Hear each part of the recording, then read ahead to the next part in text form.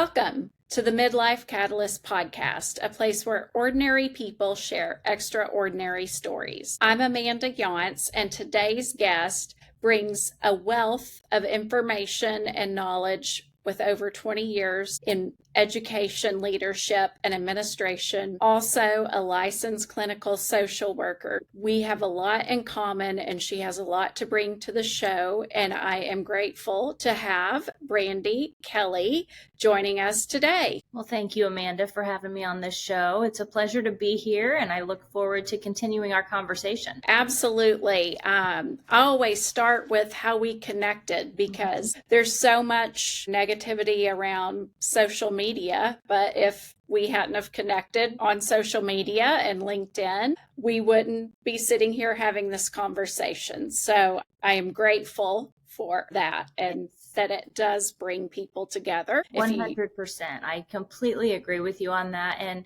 as I've been launching my business, Spark Hope EDU, I have met so many wonderful people that way. And so it has been given me kind of a renewed sense of hope about social media because as a superintendent, we deal with the keyboard warriors. We deal with those people that jump on social media and have all the negativity. But this has been a refreshing change of pace for me. Great. I'm glad to hear it because I think we need to get more of the positive stories out there so that people don't just completely shut it off. I have very similar thoughts and feelings around AI and the benefits. It's just everything used the proper way. You did recently launch your Hope program and release your book. So let's hear how you came to that journey, which we share a lot of similarities in leaving a high-level administrative job in education to go out on our own.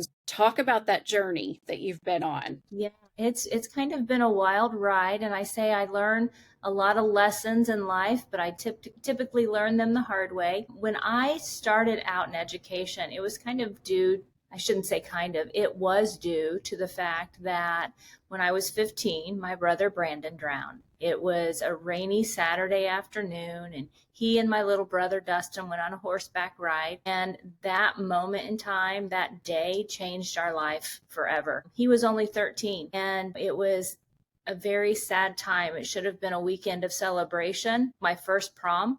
My mom experienced Mother's Day alongside that creek. Sunday was Mother's Day. And then the divers pulled his body about a mile from where he went in on Monday afternoon. And like I said, it changed our life forever. But that was the first time I really got a glimpse of the power of hope. That was the first time that I saw people through adversity come together and foster community and connection and just really support each other. Our community was amazing. They lined the creek bed. They searched day and night. The classmates that Brandon had, they call themselves now the 95ers. They created a memory book that captured his mischievous spirit and his golden heart. And they really gave us something to cherish in that book. And I still have it today. So that was the first time I really got to see what hope felt like through a community, through connection. And then I decided to go into education to give back. And that's why I think I chose the path of social work. And through the years, I have story after story of times whenever we had terrible things happen. There was a car accident and a high school student passed away. There was a teacher that passed away. A student, when I was at Ramsey, committed suicide. Bad things are going to happen. It's not if, it's when, but it's what you do in those moments that can truly change your life. And I think that there can always be good found, no matter the circumstance. And so after being a social worker for about 10 years, I thought that I could affect change on a larger scale as a principal. And I had a parent who, I won't say her name, but she asked me, she said, "Oh my goodness, why would you want to go to the dark side?" But that's where I was. That's where I felt like I could make the most change. So I did that for 10 years. I served in 3 different districts. And then my final assignment was at Mount Olive School District as the superintendent. And I've served there for the last 3 years. But as I have served over the years, and the higher I went in the organization, the school district, the more politics that I dealt with, the more negativity that I dealt with, and the less connected I felt to my purpose and what was fueling my passion. My brother died at 13. My mom died when she was 44 of cancer. We are not promised tomorrow. So whatever time I have on this earth, I want to fulfill my purpose. I want to tap into my passions. And that's why I started Spark Hope EDU, because what I have seen in the superintendency, most especially, is we have a lot of people who are stressed, they're exhausted, and they're burnt out. And there's a better way. You don't have to quit your job to set boundaries and to have wellness in your life. It's just a matter of hope, the habits, the optimistic outlook or the mindset, the purpose, passion, and perseverance, staying connected to that, fostering that growth mindset. And then finally, the excellence piece. And that's the acronym for me for HOPE. And that's what you'll find if you go over to Amazon and buy my book. So how did you come up with the acronym? What was your process for that? A sense of hope was always something that I was attracted to, just thinking about Christmas morning. And I have 3 beautiful grandsons now, and I have a picture of them in front of the Christmas tree. You can just imagine, and they're staring up at the lights, that sense of wonder and that sense of hope for what is to come. I love that idea, but it was during the pandemic that I actually came up with my system of hope. I changed, like I said, my lessons are hard fought and learned the hard way. But I changed jobs in the midst of the pandemic. In 2020, I became a middle school principal at Sangamon Valley Middle School. I love middle schoolers. I'm Me one too. of those weird people that love middle schoolers. That's why we connected. Yes.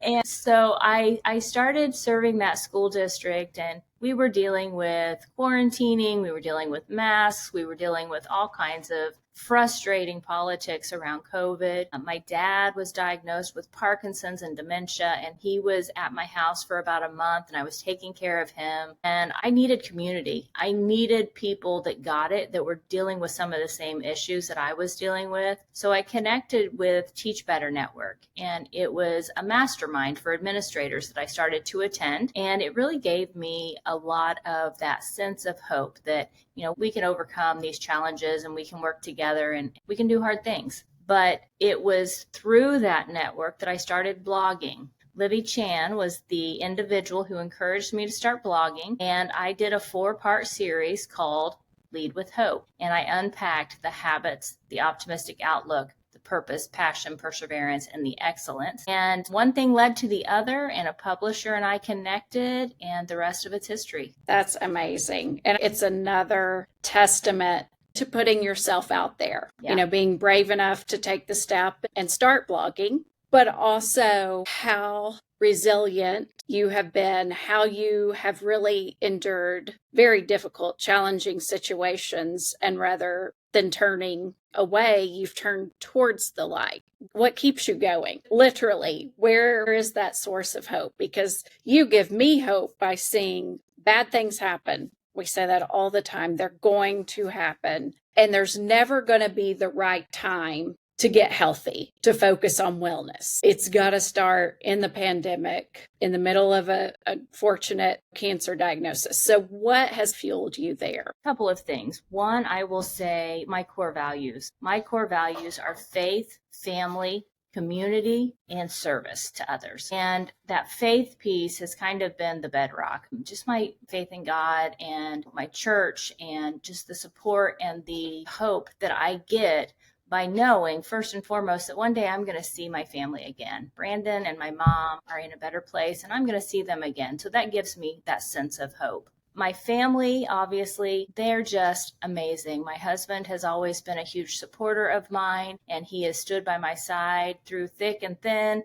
I know sometimes he probably thinks I'm crazy, and he wonders why I do some of the things I do, but he is always my rock. He is always the person that I can count on. And then, of course, my children, and just wanting to see a better future for them. And now my grandchildren. There is a lot of beauty in the idea that we can make a better future for the people that come after us, and we can leave that legacy for them. And if I have time, I can tell you a story about a time when I had a surgery, and my Aunt Patty, who is another huge source of support in my family, she came to visit me, and we were talking about Dr. Nadine Burke Harris's book, The Deepest Well.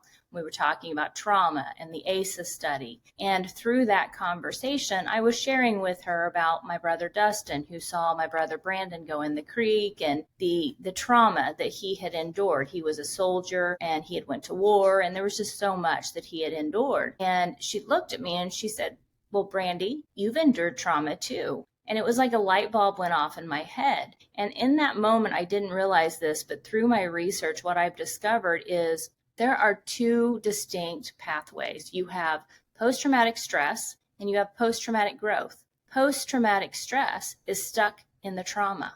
Post-traumatic growth is looking for the future. One's past, one's future. And in every action, we have a choice. That's the beauty of this intentional system of hope. It's an intentional system that requires self-reflection to build self-awareness and self-efficacy, or a belief in oneself. And I realized that I chose post-traumatic growth. My brother Dustin was stuck in the past. I was focused on the future. I was trying to connect and trying to build that resilience. People that are dealing with post-traumatic stress, they're anxious, they're disconnected, and they isolate themselves. But the power there is that power of choice. We always have a choice. That is so key. We all have the choice, and only you can decide to make it and do it.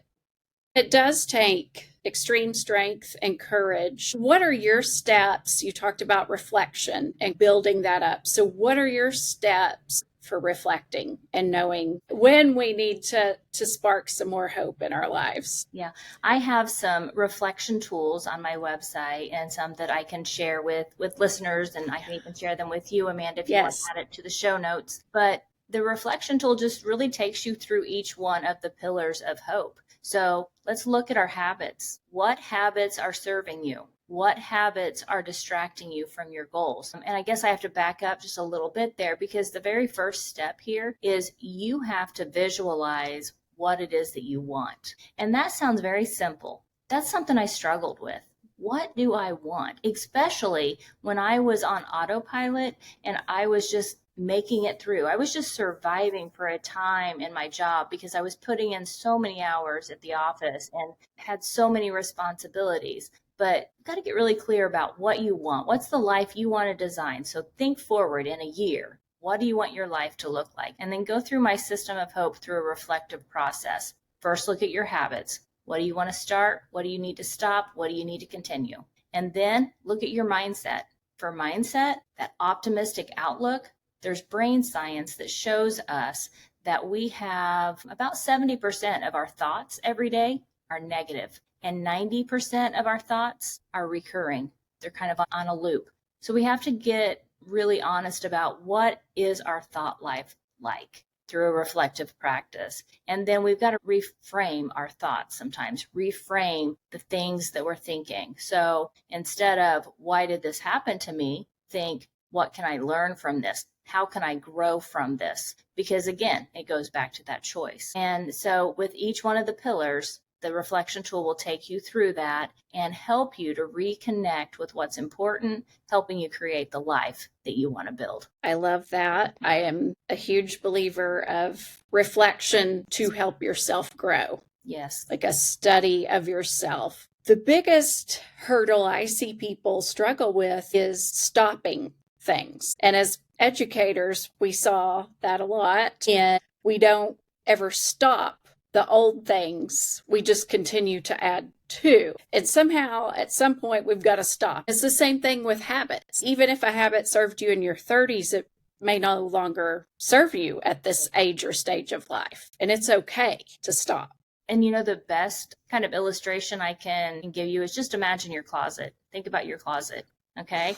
Mine's a hot mess. But if you think about your closet, something that aligns with this idea of stopping a habit. If I'm going to buy another piece of clothes, what am I going to get rid of first? And you almost have to anchor that into an intentional practice. So every time you go to add something, you've got to take an inventory of, okay, what am I doing and what can I get rid of? Because you can't just keep adding. The beauty of the hope system is its simplicity. It's practical strategies.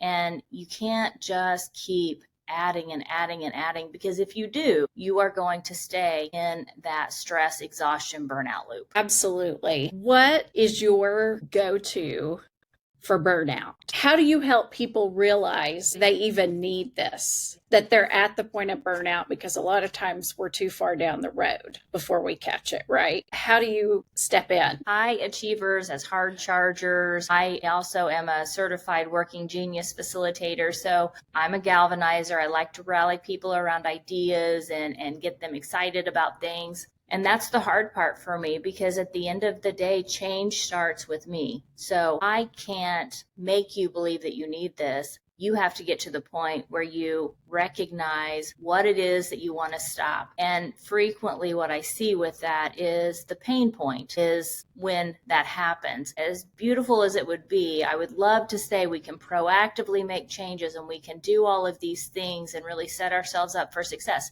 And we absolutely can, but the majority of people don't. The majority of people get to that point where it is more painful to stay there than it is to make change, because change is hard. People struggle with change. And so the best advice I can give the listeners in regards to that is just start that reflective practice. And then there's two key habits that I recommend to everybody. One is mindfulness. We need to slow down. We need to get still, and we need to give ourselves space to reconnect with our humanity. And then the second one is exercise. And exercise is one that I consistently struggle with. But movement and mindfulness, those two, and you can even habit stack them and do them at the same time, pair them. But that is so good for your brain. It is so good for your brain and longevity. And if you can do just one of those, I would say pick one, mindfulness or movement, and start today. Absolutely.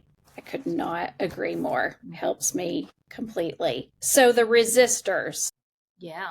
And I will say, I worked in a place that hope was one of the core values a few years back, but that explaining to people and getting people to understand that it wasn't just a fluff word. It wasn't just a wish. It was very intentional. What would you say to the resistors that see it as just a wish? Just invite them into connection, because again, and I talk about this as well, fear mode and love mode. The resistors are resisting out of fear. And in order to understand why they're resisting, you need to build that relationship with them and understand what's motivating that resistance. Oftentimes, it's just fear. If we can help them shift into a love mode or a connection mode, we are going to open them up to possibilities.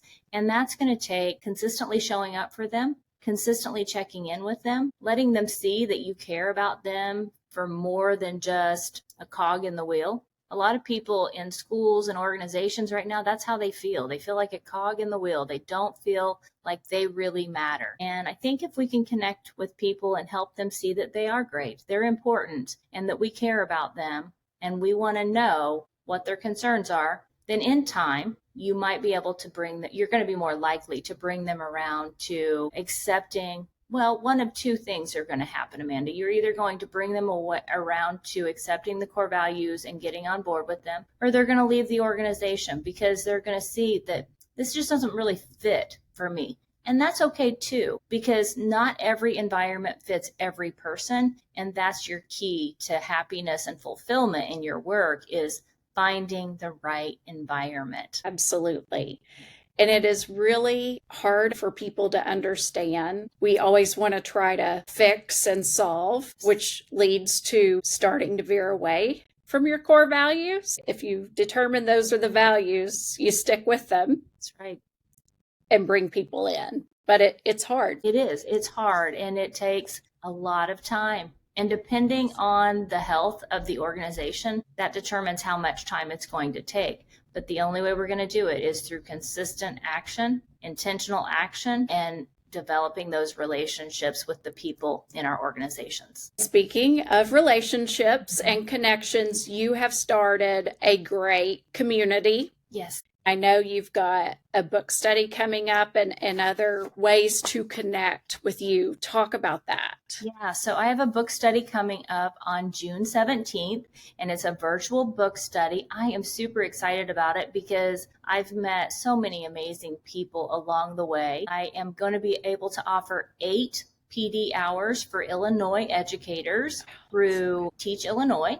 So that's an exciting addition. And then it is now a book study for Fort Hays State University. And so people can connect with me. And if they attend this virtual book study, they can get college credit through Fort Hays State University. So those are some exciting additions. And then following the book study, just on the heels of the book study, I am launching a Spark Hope Leadership Lab cohort where we will do 6 weeks of very intentional systems work. And it's going to address communication. It's going to address boundary setting. It's going to address this reflective practices we're talking about.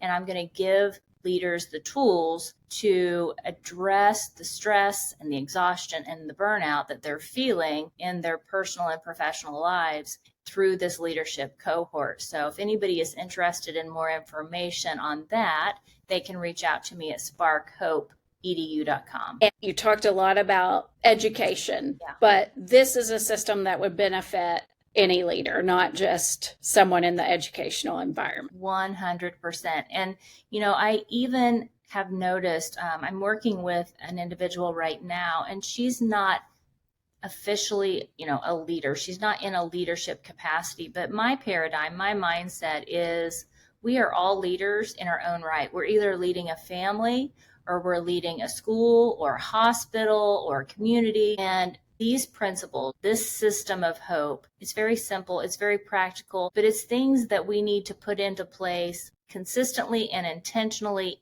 in a community that will provide us with support. Because what I think a lot of people right now are dealing with, especially those people who are anxious and depressed, they are dealing with isolation, disconnection. And in order to grow and in order to become the best version of yourself, we can't do that alone. We need community for that. It's so key of finding the right community. It just takes that first step in showing up and that brave step of putting yourself out there and connecting and finding the people where you fit. You talked about your Working Genius as a galvanizer. I'm a huge fan of Working Genius. Other personality assessments or anything you want to share? So one of them that I talk about in my book is the Enneagram. And the Enneagram is probably my favorite inventory just because, one, it's a free inventory. And if you want to get started today, you can just Google free Enneagram assessment and start learning more about your typology. And I'm a type 3. So again, high achiever, hard charger, very hard on myself. But I would say the Enneagram helped me to develop self-awareness at a higher level. And it's really been eye-opening to show me my limiting beliefs and my fears and my blind spots. And boy, it's probably been the most on par assessment that I've taken. I took an assessment probably like 3 times just to make sure. And boy, there was no getting around. I'm a 5 through and through. You're a 5. Enneagram and Working Genius. Those two have been the two that I really have enjoyed. And, with the Working Genius, the thing I like about that is the Enneagram is more on an individual level, but Working Genius is more for your teams. I mean, you can take that as an individual, but what I love about that one is that you can see what your Working Genius is and what the Working Genius of your teammates are. And what Patrick Lencioni's work has shown is the more you can operate in your Working Genius and out of your working frustration, the more joy you're going to have in your work. It's going to plug you into that passion piece that I talk about in my system of hope. Yes. See, that's why I need you, because you're the galvanizer and that is my frustration. That makes sense. Yeah, right? Yeah, that's great. Do you have a go-to mantra, or phrase, or quote you always come back to? I love all quotes. I love quotes. I love scriptures. But when Brandon drowned, my mom kind of clung to one specific scripture that has really been my mantra, and that's Romans 8:28. All things work together for the good of those who love the Lord and are called in accordance to his purpose. So that just tells me that everything's going to be okay. And that has given me a source of encouragement, a source of hope. And then you talk about books. I am a book junkie. I've got books everywhere. My husband, I think, gets frustrated when Amazon comes because he knows it's another book and where are we going to put it? But the most recent book that I've been reading I just finished it, was Dale Carnegie's How to Win Friends and Influence People. It's an oldie but a goodie. Highly recommend it. There are revised versions of it, so make sure you get the latest version. But it's just, again, very simple, practical suggestions for how to win friends and influence people. And at the core of it, I loved what he said about Sigmund Freud. Sigmund Freud said that all human beings have two desires. One, sex. Two, to be great. And if you recognize everybody's desire to be great and you tap into that and you help them and build from their strengths, you're going to win friends and influence people. Simple, right? Very simple. We tend to want to complicate things. Yes, and keeping it simple. Yep. Coffee drinker. I love coffee. It's my favorite. Same. Sometimes I catch people and they're like, no. And then I'm like, well, that's a whole personality assessment study in and of itself. I don't know how you can exist in this world. I don't either. Every morning, first thing, I have a cup of coffee, and I usually have my Keurig pods, and it's the Veranda blend from Starbucks. I am experimenting with some new blends right now.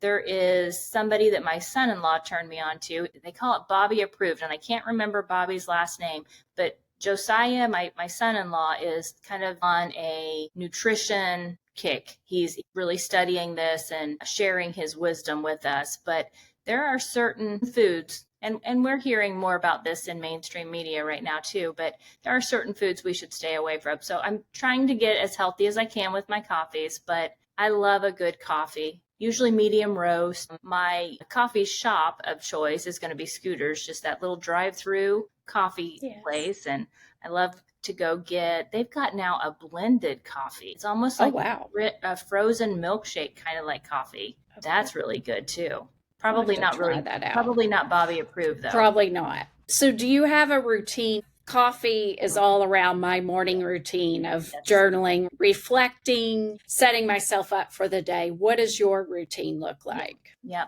So first thing, my feet jump out of the bed, and first thing in the morning, I'm making my coffee. So my coffee is first, and then I typically do a devotion or a Bible reading, and then reflection, and then mindfulness and movement and setting my intention for my day. I love that. How long does that take you? I can do that within 30 minutes. Because when people hear that, they're thinking 2 hours, and it's like, no, it's not what we're talking about. No, and to be honest, before I was doing those things, that 30 minutes, I was just drinking my coffee. So now it's incorporating all of that into that time that it takes me to drink my coffee. So it didn't add any time to my day, but I am being intentional about setting myself up for success for that day. Absolutely. I love it. What are your mindfulness activities? What does mindfulness look like for you? For me, mindfulness is very simple. I've done a few mindfulness videos and put them on YouTube. So I will go back to them. One of them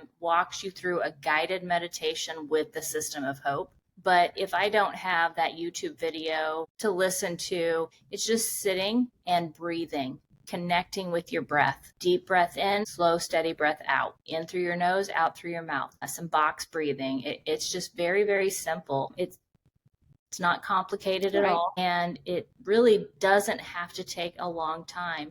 It takes as long as it needs to take is what I tell people. But for the most part, if you do it every day, you can do it within about 3 minutes, really. And I tend to do that throughout the day. What I find is I'm more inclined to do it throughout the day if I start my day within that mind frame. Yes, yes. And, for some people, I know I had met a counselor along the way, and she did kind of a scriptural meditation. So she connected her meditation and mindfulness practice to a scripture or a worship song. And that was really helpful too. And I practiced that for a little while, and I change it up from time to time because I get bored with things. But there's a lot of different options out there. And with YouTube, there's just a ton of videos that you can go and look at, and people can give you examples. Speaking of YouTube, where can people find you? Yeah, so I'm at the Hope channel at Spark Hope EDU. And if you go to my website, sparkhopeedu.com, you can connect with me on my social media platforms, on YouTube, and my email address is sparkhopeedu@gmail.com. So it's all pretty simple. Good. Easy to find. That's right. Your book is on Amazon. Can you order through your website? Does it It is available. A link is available on my website. Yeah, and it'll take you straight to Amazon. I had put a link on there to order, but I found that coming to me and then shipping, and it was just complicating things. So I'm trying to consistently simplify life. I love that. I think the more we can do that, the better it will be. What was the writing process like for you? It was wonderful, honestly. When I learned that I enjoyed writing, especially writing my story, it was so cathartic. And I went back and a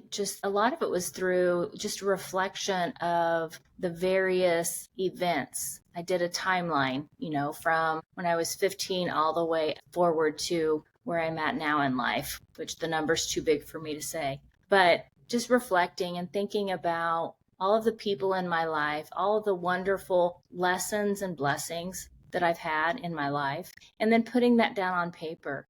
It was hard to pick which ones to write about, but once I got started, it was really a cathartic experience. The hardest part about it was I did relive some of the trauma, I think, and that was difficult, but it was also very healing. So it's kind of been a healing journey for me.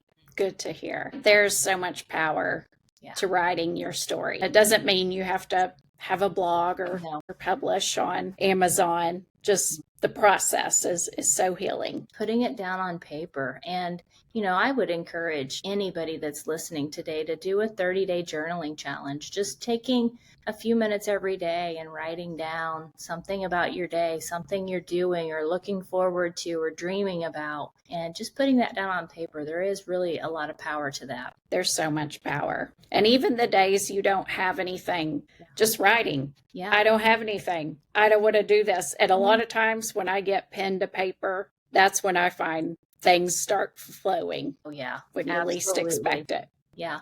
And even on those days when you don't have anything to write about, just think about, what am I thankful for in this life? Because if you can focus on what you're grateful for, it really does change your outlook. It changes your mindset. And we have so much to be thankful for. I am very thankful for you being here today and sharing your story with us. And I look forward to seeing you take off and spark hope in many, many more people. Well, I'm thankful that we have connected on social media, and I look forward to a long friendship and watching you also continue to help people and serve people and just sharing all of the good things in life. Absolutely. And with that, thank you for joining Midlife Catalyst, a place where ordinary people share extraordinary stories. I am beyond grateful for Dr. Brandy Kelly for joining us today and sharing her remarkable story of hope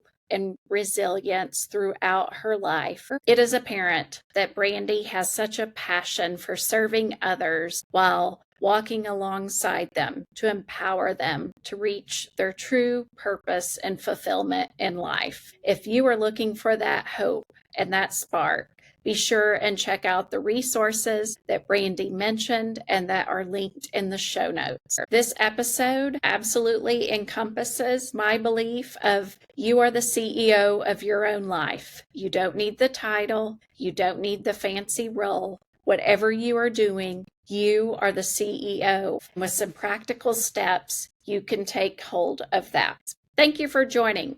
Be sure to subscribe to the show on YouTube, Spotify, and Substack. If the show resonated with you, be sure and leave a comment, and leave a review. It is greatly appreciated, and you never know what your spark of hope may bring to someone else. I'm Amanda Yance, and keep being the CEO of your own life.